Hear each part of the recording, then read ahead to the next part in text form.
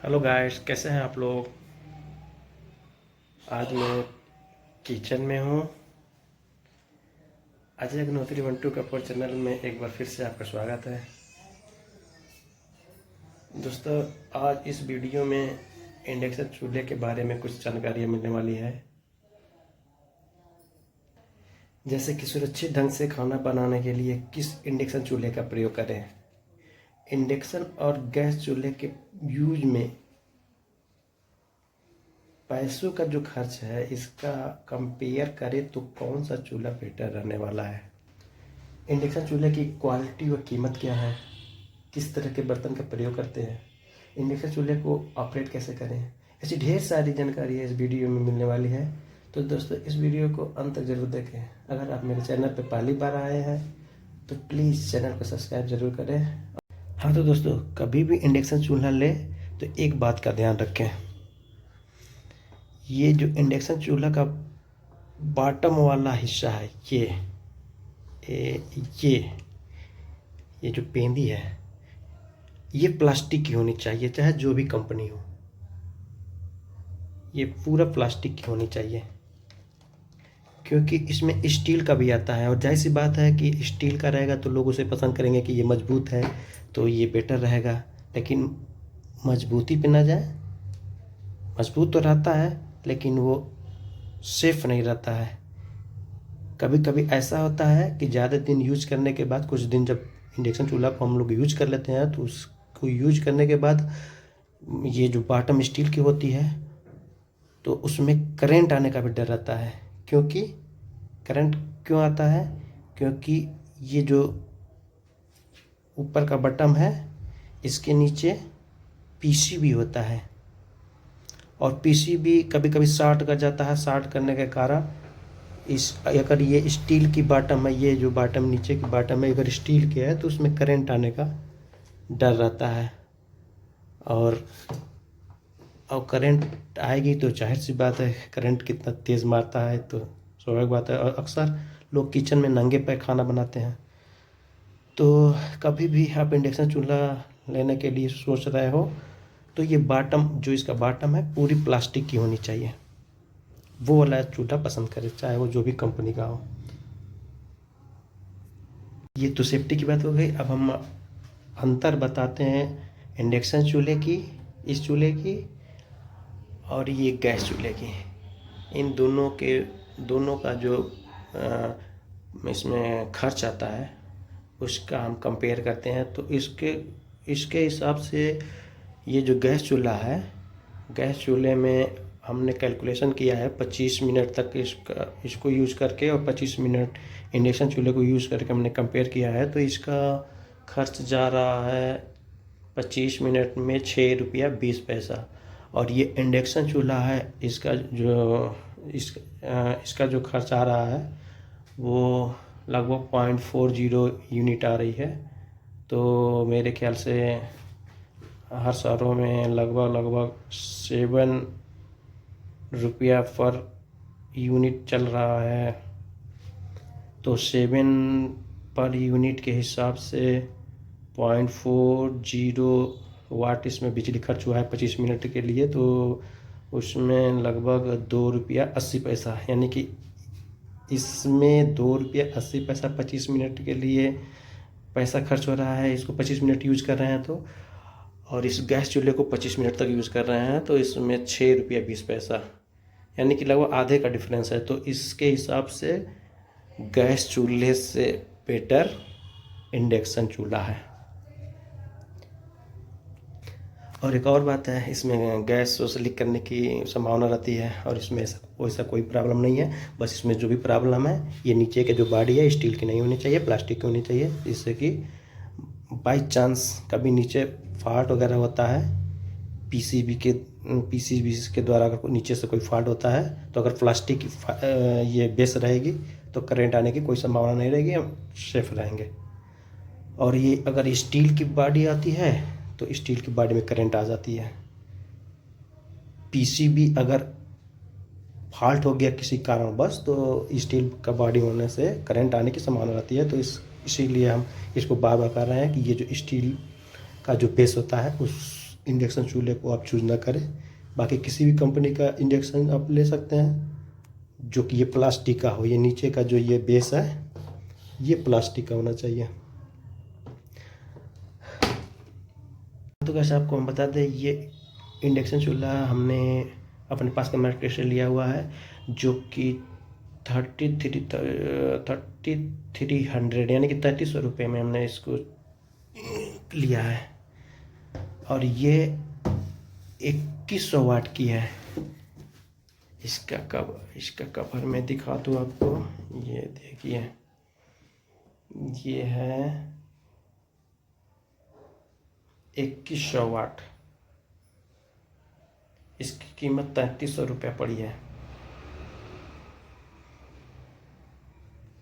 तो गाइड, आप किसी भी कंपनी को चूज़ कर सकते हैं, बस यही ध्यान रखना है कि उसका बॉटम जो है प्लास्टिक की होनी चाहिए, स्टील की नहीं होनी चाहिए। और अब इसको हम ऑपरेट कैसे करेंगे ये भी आपको दिखाते हैं कैसे ऑपरेट करेंगे। हाँ, एक चीज़ और बता दें, इसमें ये 2100 वाट की है, इसमें 1300 वाट की, 1600 वाट की, 1800 वाट की, 1900 वाट की, 2000 वाट की, ऐसे भी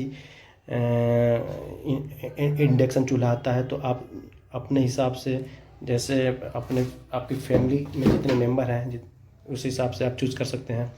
मेंबर कम है तो थोड़ा कम वाट के ले सकते हैं, ज़्यादा, लेकिन मेरे हिसाब से आप 2000 वाट वाला इंडक्शन चूल्हा अगर चूज़ करते हैं तो बेटर है, क्योंकि ज़्यादा वाट का होने पे आप कोई भी चीज़ थोड़ा स्पीड से गर्म कर सकते हैं या पका सकते हैं। तो स्पीड बढ़ाने के लिए ज़्यादा वाट होना ज़रूरी होता है। तो गैस, अब इसको ऑपरेट कैसे करेंगे आइए देखते हैं। यहाँ से स्विच ऑन करेंगे। स्विच ऑन करेंगे तो यहाँ देखिए लाइट जलेगी। ये इस इंडक्शन चूल्हे में ऑन या ऑफ की स्विच जो दे रखी है, यहाँ पे इंडिकेटर कर रहा है कि यहाँ इस चूल्हे में करंट आ गई है।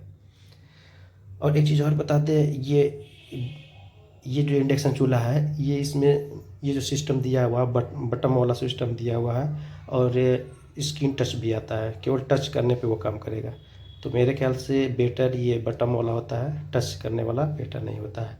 तो देखिए, अभी इसमें करंट आ गया। अब हम इसको दबाएंगे तो यहाँ पे 2 डॉट जल रही है, यानी कि इंडक्शन चूल्हे में करंट आ गई।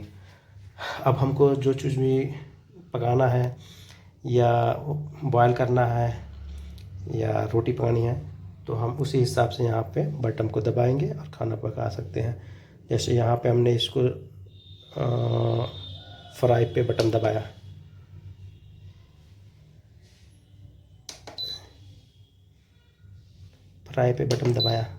तो ये देखिए, ये 1300 वाट ले रहा है। फ्राई वाले बटन को हम दबाए हैं तो 1300 वाट पे अभी ये चल रही है। इसको आप माइनस भी कर सकते हैं, घटा सकते हैं, 1000 कर सकते हैं, 800 पे कर सकते हैं, 500। तो अब ये 500 वाट लेगा, तो इस हिसाब से भी इसको घटा बढ़ा भी सकते हैं अपने आवश्यकता के अनुसार।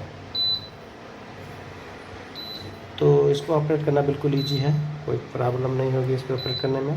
हाँ, इसमें एक चीज़ और दिया है, मैनुअली दिया है। आप इस टाइमर दिया हुआ है, इस टाइमर को आप मैनुअली कर सकते हैं। जैसे यहाँ पे अभी 60 मिनट दिखा रहा है, तो इसको आप अगर 5 मिनट में सेट करना चाहते हैं तो हाँ, यहाँ से ये जो टाइमर दिया हुआ है, टाइमर को बटन पे से दबाएँगे और यहाँ से 5 मिनट के लिए सेट करना चाहते हैं तो यहाँ से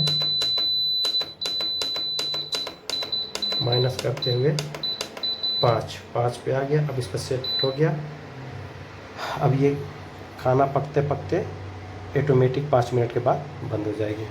तो ये टाइमर है। तो इस तरह से इस इंडक्शन चूल्हे को ऑपरेट करते हैं। और इंडक्शन चूल्हे को जब भी आप ऑन करते हैं तो एक बात का ध्यान रखिए कि इसके नीचे ये फैन दिया हुआ है, इसके नीचे पानी नहीं लगना चाहिए, नहीं तो ये पानी को अंदर खींच सकता है और पीसीबी जो होता है, पीसीबी में पानी चला जाएगा। पीसीबी में अगर पानी जाता है तो पीसीबी शॉर्ट हो सकता है और इंडक्शन चूल्हा शायद आपकी ख़राब भी हो सकती है। तो इसके नीचे पानी ना हो, इतना ध्यान देना है, किसी तरह से पानी इसके नीचे ना जाए। तो अब आते हैं कौन सा बर्तन हम यूज कर सकते हैं इंडक्शन चूल्हे पे। तो गाइस हम आप बता दें, इंडक्शन चूल्हे पे हर कोई बर्तन हम यूज़ नहीं कर पाएंगे, यानी कि मेरे कहने का मतलब कि एल्युमिनियम का, लोहे का और बहुत सारी मेटल है जिसका हम यूज़ नहीं कर सकते हैं, ये गर्म नहीं कर पाता है। ये सिर्फ स्टील का बर्तन को ही यूज करता है। हाँ, एल्युमिनियम का अगर बर्तन हो तो उसके पेदी में, जैसे हम आपको दिखा रहे हैं, ये नॉन स्टिक की कुकर है, नॉन स्टिक। इसके पेदी में देखिए, इसके पेदी में ये स्टील लगा हुआ है, स्टील का पॉइंट है पूरा। तो एल्युमिनियम है, जो कोई भी मेटल का पार्ट हो, उसका जो पेदी होती है, उसका जो बॉटम होता है, उस बॉटम में अगर स्टील का पॉइंट है तब ये इंडक्शन चूल्हे पे काम करेगा, वरना इंडक्शन चूल्हे पे ये काम नहीं करेगा। क्योंकि ये स्टील के बर्तन से ही ये स्टील के बर्तन पे ही उसको हीट कर पाता है, गर्म कर पाता है, वरना और मेटल को गर्म नहीं कर पाती है। बहुत सी यूट्यूबर हैं जो बताते हैं कि सारे बर्तन से हम खाना बना सकते हैं, सारे किसी भी मेटल के बर्तन से खाना बना लेंगे, लेकिन ये सब गलत है। सिर्फ स्टील के बर्तन पे ही, स्टील का बर्तन हो या पेदी में स्टील का पॉइंट है इस तरह से दिया हुआ हो, ऐसे ही बर्तनों से हम खाना बना सकते हैं इंडक्शन चूल्हे पे। और एक चीज़ और ध्यान देने वाली बात है कि खाना पकाने के बाद जब हमको इंडक्शन चूल्हा को ऑफ़ करनी है, तो ऑफ़ करने के बाद इसका फ़ैन कुछ देर तक चलता रहता है। तो जब तक फ़ैन बंद ना हो जाए, इस इंडक्शन चूल्हे को साफ़ वगैरह नहीं करते हैं। जब उसका फ़ैन बंद हो जाएगा तब इसको साफ़ करेंगे, इसका टॉप। ओके गाइस, तो गाइस उम्मीद करते हैं कि ये वीडियो आप लोगों को अच्छी लगी होगी। अगर वीडियो अच्छी लगी तो लाइक और कमेंट ज़रूर करें। Thank you. नेक्स्ट वीडियो के लिए फिर मिलेंगे। बाय।